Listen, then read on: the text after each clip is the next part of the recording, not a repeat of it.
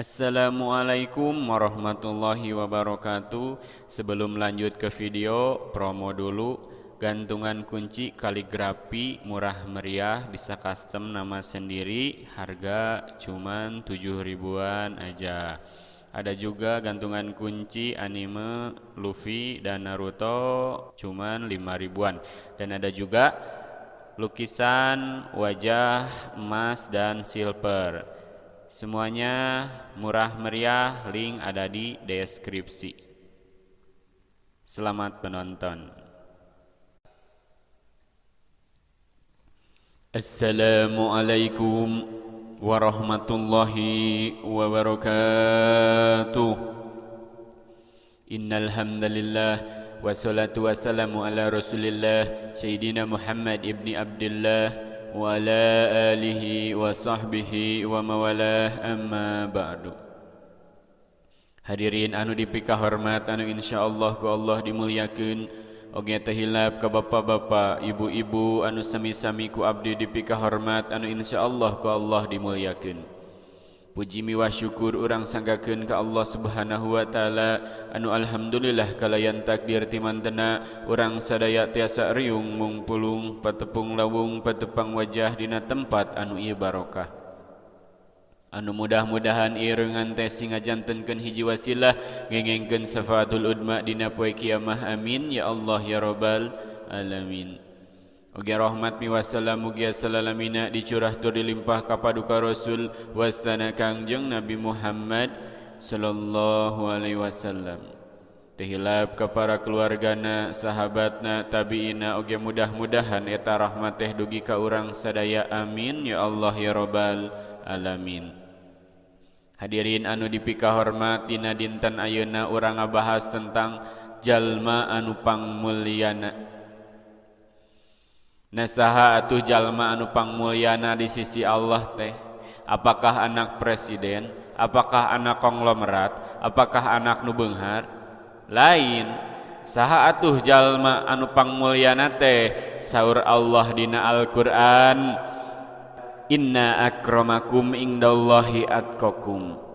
Jalma anu pangmulyana di sisi Allah teh nyaeta jalma anu pangtakwana di antara anjeun kabeh. Tah timbul we pertanyaan, ari takwa teh naon? Nyaeta ngajalankeun parentahna, ngajauhi laranganna. Parentah Allah teh nyaeta salat, zakat, puasa jeung sajabana.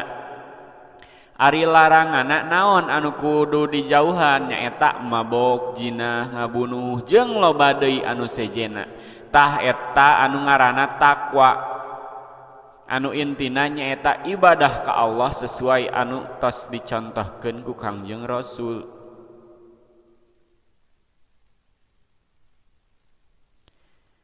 Jadi jalma anu mulia teh lain nu beunghar, lain nu boga pangkat, lain presiden, lain menteri, lain DPR, lain bupati, lain camat, lain lurah, lain ustad, tapi jalma anu mulia teh nyaeta anu takwa. Da insya Allah lamun takwa mah salamet dunia akhirat. Da saestuna urang ibadah teh kaya-kaya neangan ridho Gusti. Da lamun urang hayang asup sorga, kuladang salat mah da kira-kirana moal cukup. Da teu sabanding jeung dosa anu dilaku lampah anu geus dilakukeun. Matak urang mah berusaha neangan ridho Allah, ku terus ngalaksanakeun parentahna jeung berusaha ngajauhi laranganna supaya jadi jalma anu takwa anu dipikaridho ku Gusti asup sorga. Jeung lamun urang boga budak didik supaya jadi jalma anu takwa.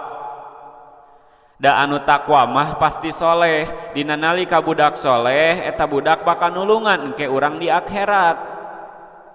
Soalna dina nalika jelema maot maka pegat sakabeh amalna kecuali 3 perkara, hiji sedekah jariah, 2 ilmu anu manfaat, 3 anak nu soleh anu sok ngadoakeun kolotna.